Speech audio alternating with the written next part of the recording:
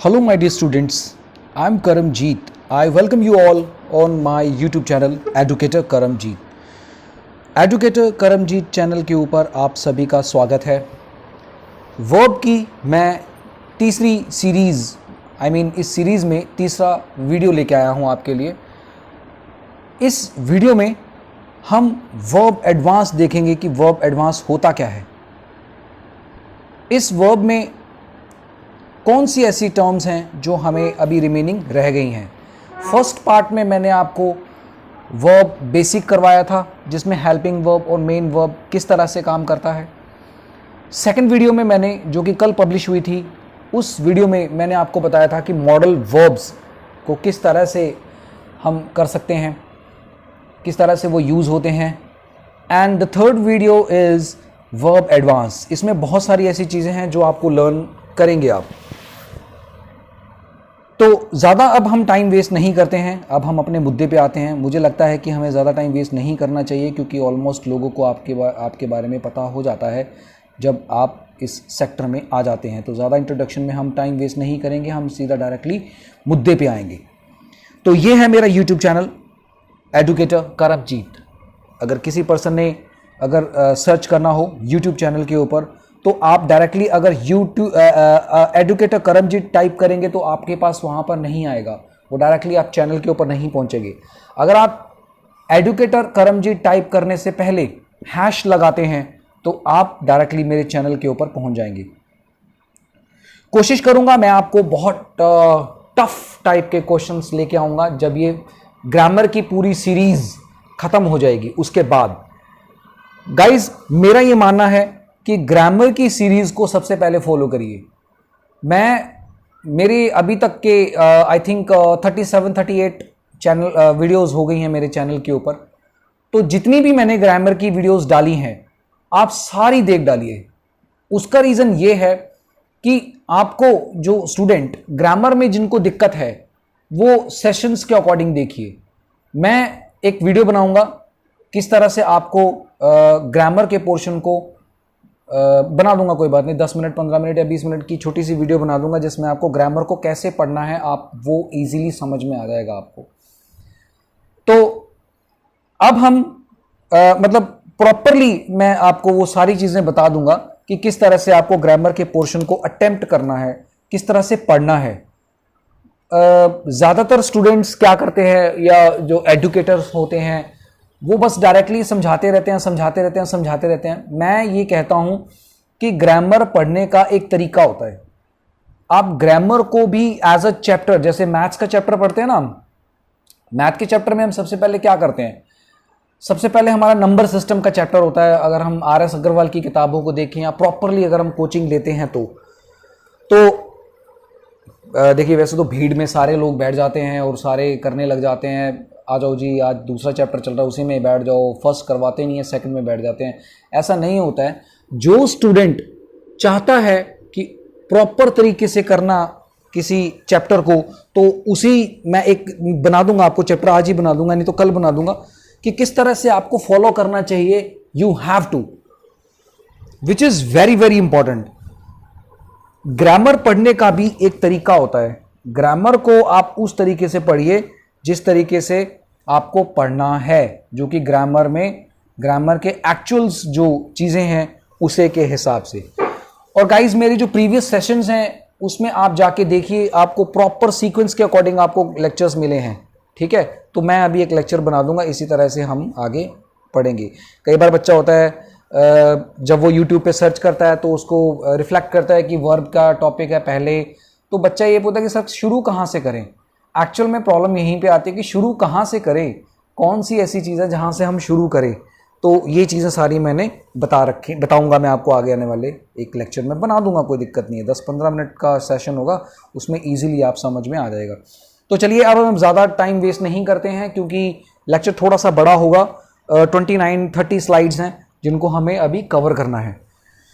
तो कहेंगे 39 और एक चीज़ और 20-30 के आसपास स्लाइड्स हैं। और एक चीज़ और, इस लेक्चर को जब आप पढ़ रहे हैं, मैं सभी स्टूडेंट्स को, चाहे कोई भी टीचर बनना चाहता है, चाहे कोई वैसे ही पढ़ना चाहता है, तो उन सभी को मैं ये सजेस्ट करूंगा कि आप सभी एक नोटबुक लेके वर्ब एडवांस को जरूर नोट करिए।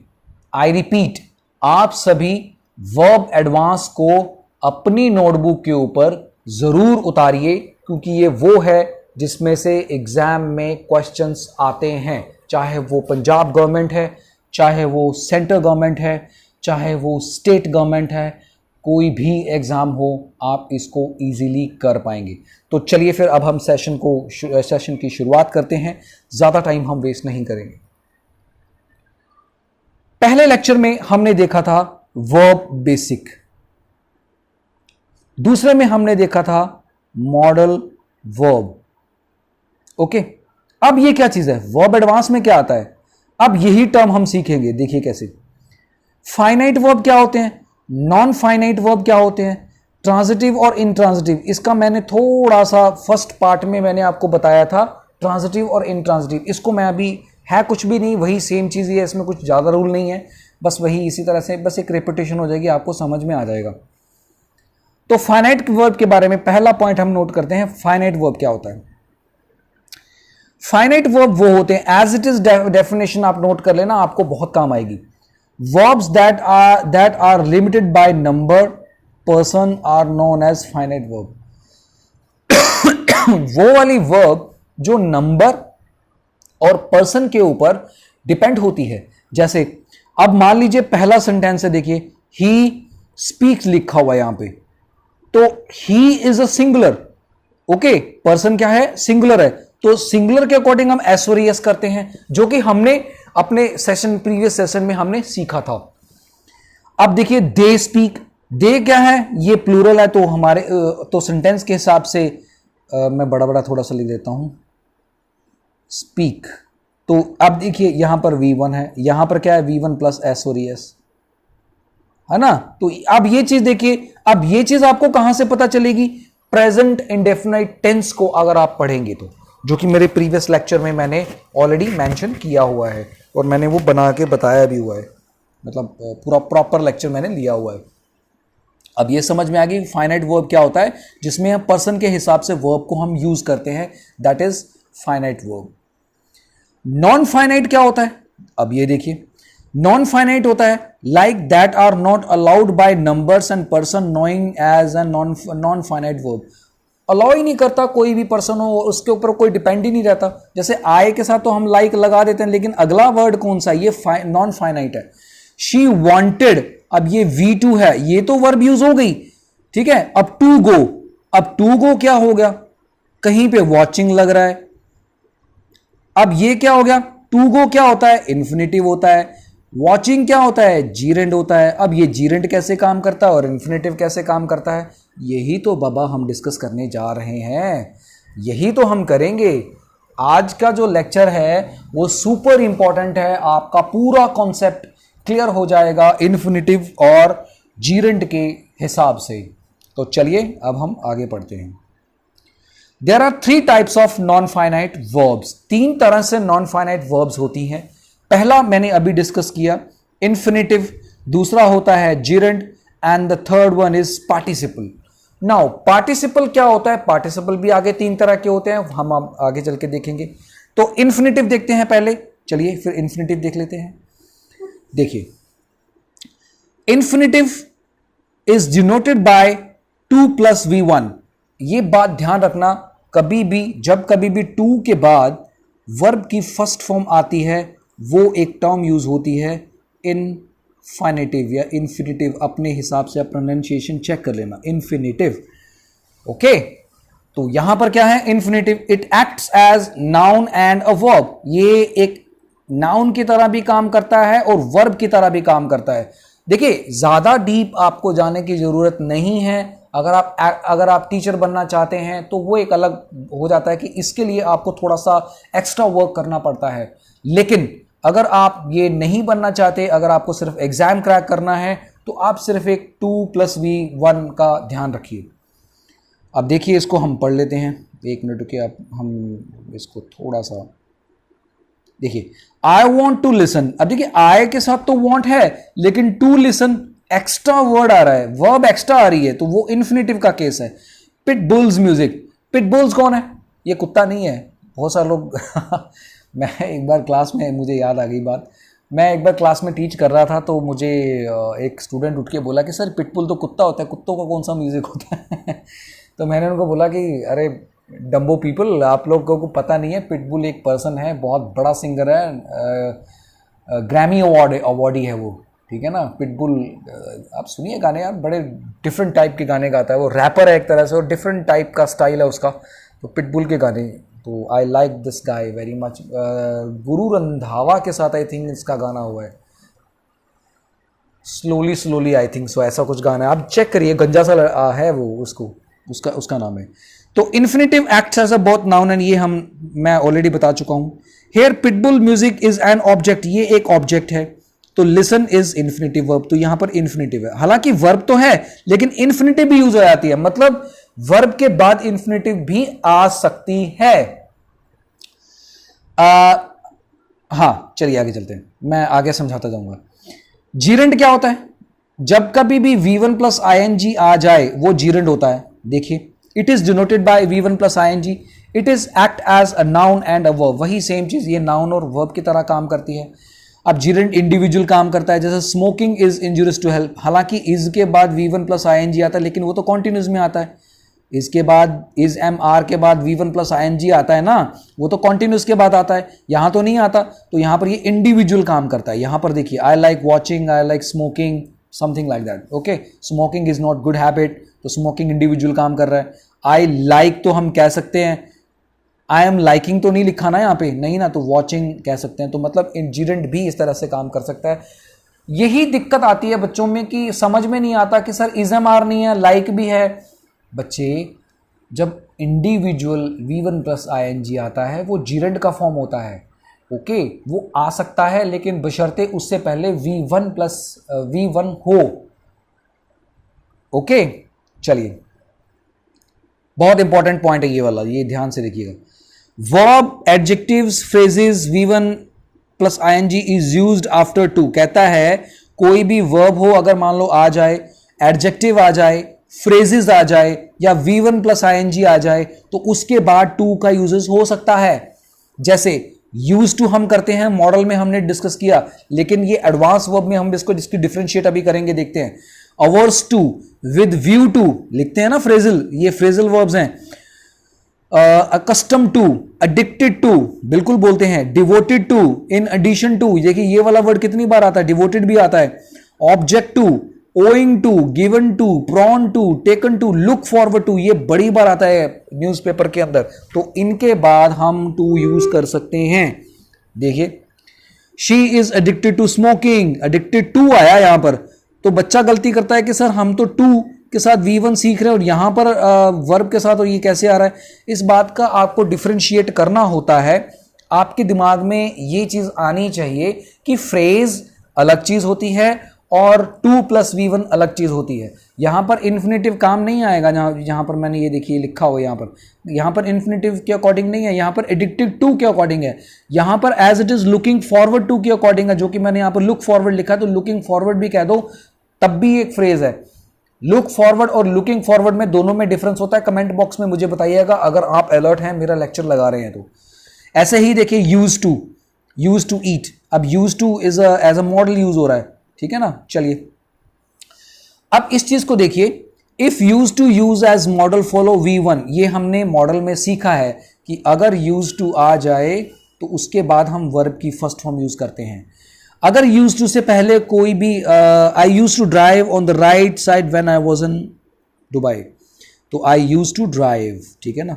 अगर आपको ऐसे आ जाए, मान लीजिए ऐसे लिखा हो, आई यूज टू ड्राइविंग, तो वो गलत हो जाएगा, क्योंकि यूज टू एक बार आ रहा है और यूज टू के बाद तो वर्ब की फर्स्ट फॉर्म आती है, तो वो गलत हो जाएगा, यहां पर ड्राइविंग गलत होगा, ठीक है ना। इस बात का आपने खास ख्याल करना है, दोनों के बीच में डिफरेंशिएट का होना जरूरी है।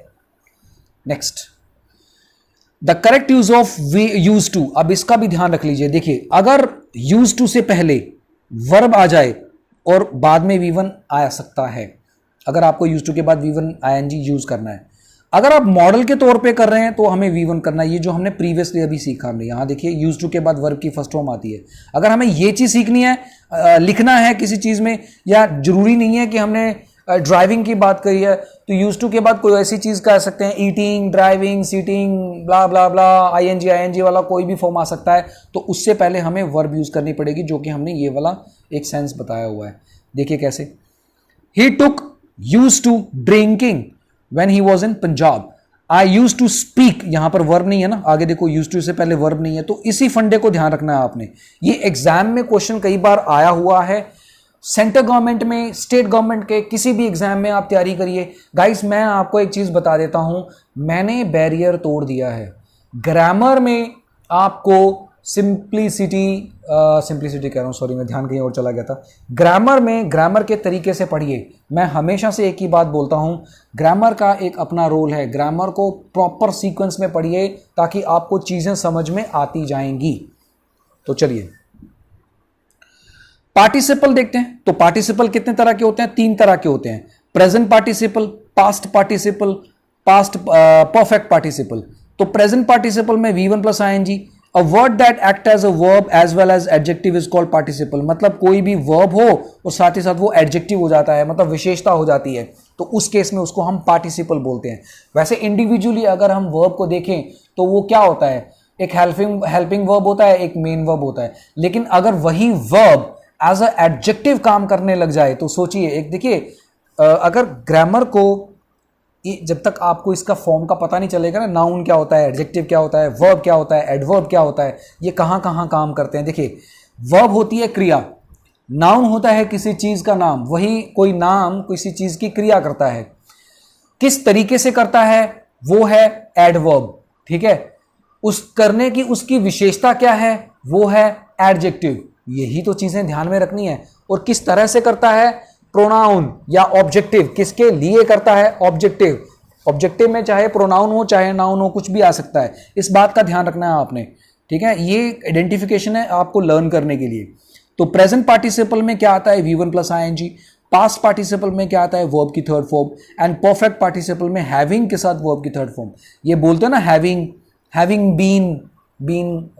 बीन लिखते हैं कई बार, तो ये वाला वर्ड आता है, ध्यान दिएगा। तो सबसे पहले हम डिस्कस करते हैं प्रेजेंट पार्टिसिपल में V1 plus ING।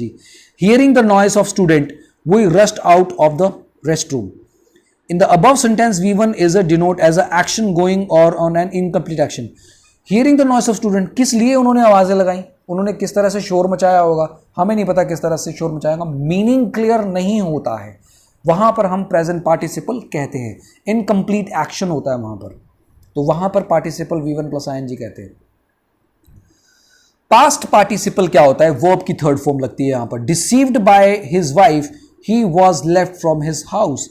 In the above sentence V3 shows an action already completed before the second action. वो कहता है कि इस एक्शन से पहले सेकंड एक्शन हो चुका था।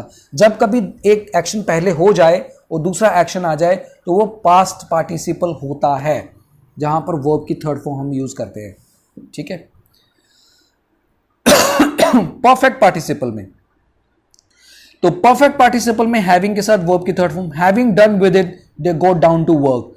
The above sentences shows an action being completed in the past having, जो काम पास्ट में हो चुका हो तो वहां पर हैविंग के साथ वर्ब की थर्ड फॉर्म यूज होती है, उसको हम कहते हैं it is used for such purpose, कोई भी ऐसा पर्पस हो जिसके लिए हम करते हैं। ट्रांजिटिव वर्ब कौन सा होता है, ये मैंने प्रीवियस सेशन में आपको बता दिया था। The verb requires an object after it is called transitive verb. तो ये ऑब्जेक्ट हो जाए और वर्ब के बाद ये ट्रांजिटिव वर्ब। अगला इंट्रांजिटिव है जहां पर ऑब्जेक्ट ना हो, ये मैंने कटिंग किया हुआ है। The verb doesn't require an object after it is called intransitive verb, वही चीज सेम चीज मैंने आपको बताई हुई है।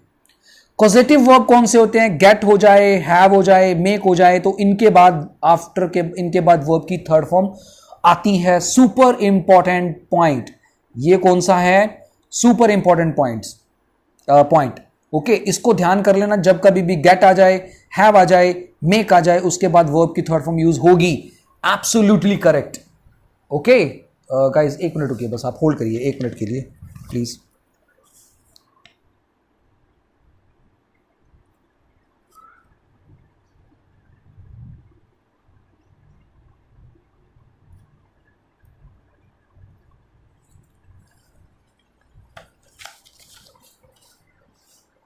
यस गाइस,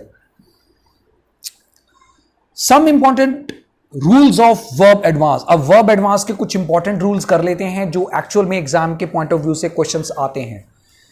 जैसे बीइंग अ रेनी डे, इस क्वेश्चन को अटेम्प्ट करिए। देखिए सॉरी आंसर एक्सप्लेन किया हुआ है, चलो कोई बात नहीं। Being a rainy day the rain was heavy, बारिश का मौसम होने के बावजूद यहां पर बारिश बहुत ज्यादा हुई, तो इट बीइंग यहां पर आना चाहिए। तो बीइंग अकेला नहीं आता, तो जहां पर रेनी डे की बात आ जाए वहां पर हमें इट लगाना होता है। ये सुपर इंपॉर्टेंट पॉइंट है, ये कभी भी देखना इस तरह के क्वेश्चन में इट जरूर लगेगा। ये आई थिंक मैंने किसी पेपर में मैंने अटेम्प्ट किया था, मैंने पेपर बहुत दिए हैं और मैं देता भी हूं क्योंकि देना भी चाहिए, डोंट वरी अबाउट दैट। करिए, if the verb is used as noun ING gerund from form to V1 plus infinity from the use. ये मुझे लिटिल बिट कंफ्यूज कर रहा है क्योंकि इसको मैंने इस पॉइंट को आप एक बार होल्ड कर लीजिए, मैं आपको आगे बताऊंगा। देख ही लेते हैं एक minute. If the verb is used as noun ING gerund from to plus,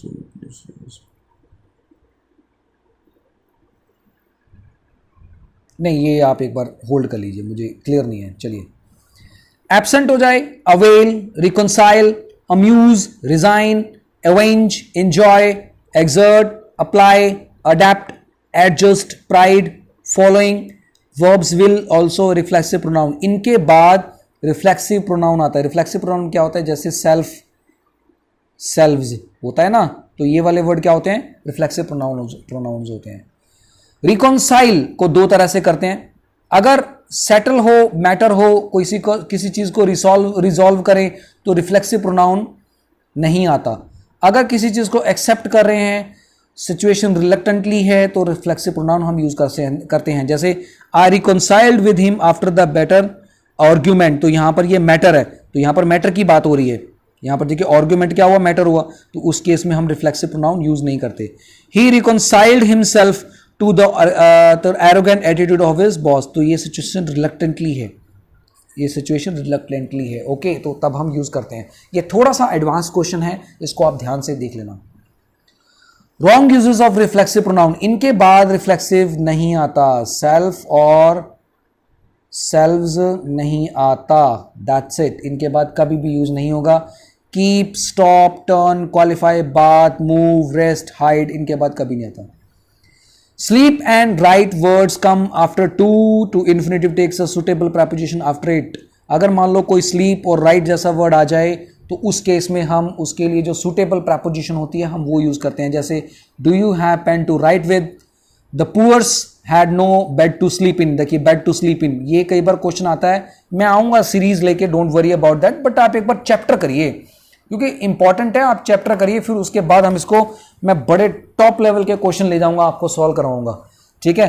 तो पुअर्स नहीं होता, द पुअर आता है, क्योंकि द के साथ जब पुअर के साथ लगा दें तो पूरी कम्युनिटी को डिनोट करता है।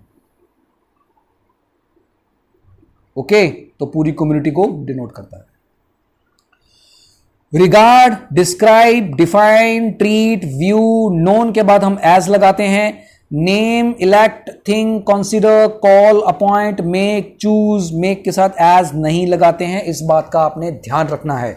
Regard, describe, define, treat, views and known, ही ऐसे नहीं बोलते he is known to me, he is नहीं, ही इज नोन एज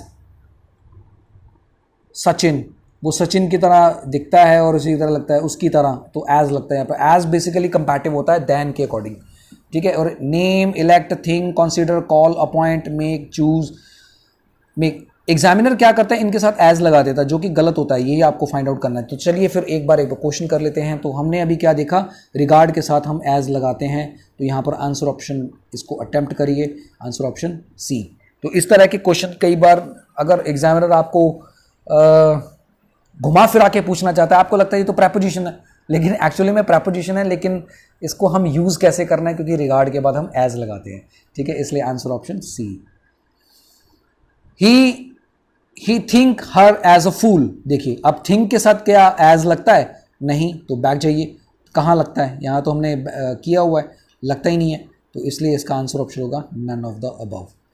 आगे चलते हैं। बायोलॉजी हैज बिन डिफाइंड, तो defined as, defined to, defined of, देखिए ये आना चाहिए या ए आना चाहिए, ये डिफाइन के बाद तो ऑफ सारा सर गलत है। ऑफ का मतलब होता है separate from something, separate from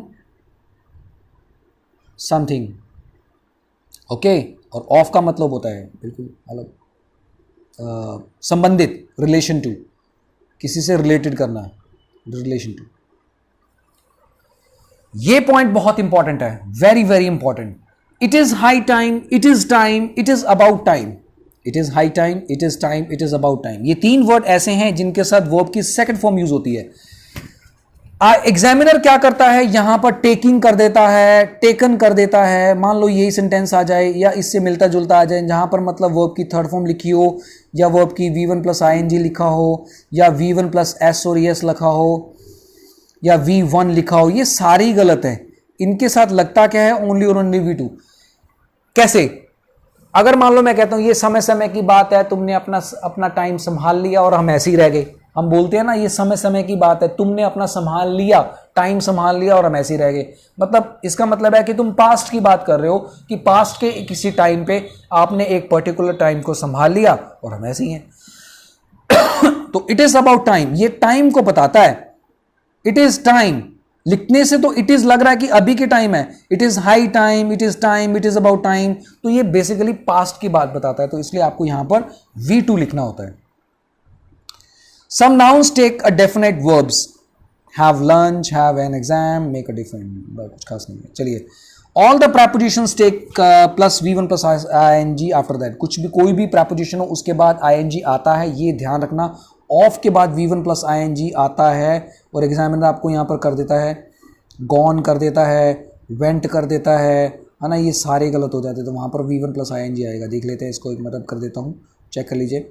He is afraid of going to dense forest after sunset।